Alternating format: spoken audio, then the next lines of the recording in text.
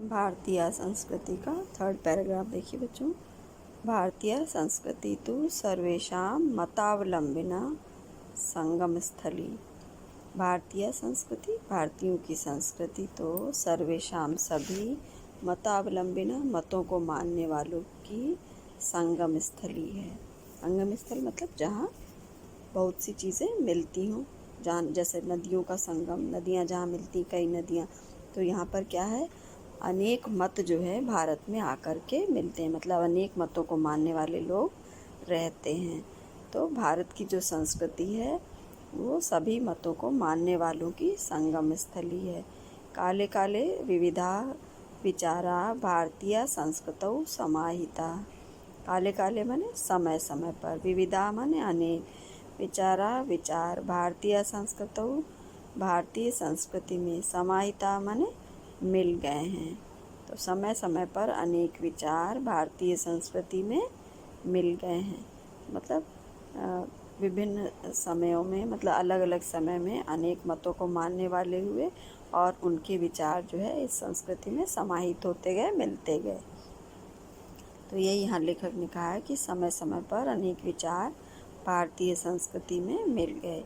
ऐसा संस्कृति सामासिकी संस्कृति। ऐसा माने यह संस्कृति, सामासिकी मतलब मिली जुली या सामूहिक संस्कृति है। तो जब अनेक मतों को मानने वाले इसमें आकर के मिले हैं तो ये जो है सामूहिक संस्कृति, हमारी जो भारतीय संस्कृति है सामूहिक संस्कृति है। यस्याः विकासे विविधानां जातीनां संप्रदायानां विश्वासानां च योगदानं दृश्यते। तो यस्याः जिसके, विकासे विकास में, किसके, भारतीय संस्कृति के विकास में, विविधानां जातीनां अनेक जातियों, संप्रदायानां तब संप्रदायों, विश्वासानां च और विश्वासों का, योगदानम दृश्यते योगदान दिखाई देता है। तो हमारी जो संस्कृति, जो सामूहिक संस्कृति है उसमें जो अनेक जातियों, मतलब अनेक जातियों के लोग आकर के मिले हैं, उन्होंने अपने मत में रखे हैं, अनेक संप्रदाय के लोग और अनेक विश्वास को मानने वाले लोग जो है उन्होंने अपना योगदान दिया है, जिससे मिलकर के हमारी ये संस्कृति बनी है। सभी ने अपनी अपनी अच्छी बातें जो है वो बताई हैं, जिसको जो कि हमारी संस्कृति में सम्मिलित कर ली गई हैं। अतएव अस्माकं भारतीय नाम एका संस्कृति एका च राष्ट्रीयता। अतएव इसलिए अस्माकं भारतीय नाम, अस्माकं माने हम, भारतीय नाम भारतीयों की, एका माने एक, संस्कृति एक संस्कृति है, एका च राष्ट्रीयता और एक राष्ट्रीयता है। तो मतलब हमारी संस्कृति में बहुत से जाति, संप्रदाय और विश्वास के लोग मिले हैं, फिर भी जो है हम भारतीयों की जो एक ही संस्कृति है और एक ही राष्ट्रीयता है। मतलब वास्तव में हम सब भारतीय ही हैं और अनेक मतों को मानने वाले लोग मिले हैं, लेकिन वास्तव में हम सब भारतीय हैं और एक ही राष्ट्र के राष्ट्रीय हैं। भारत राष्ट्र ही हमारा देश है। सर्वे अपि वयम् एकस्याः संस्कृतेः समुपासकाः एकस्य राष्ट्रस्य च राष्ट्रीयाः। सर्वे अपि माने सभी, वयम माने हम, तो हम सभी एक संस्कृते, संस्कृति के, समुपासका माने उपासक हैं।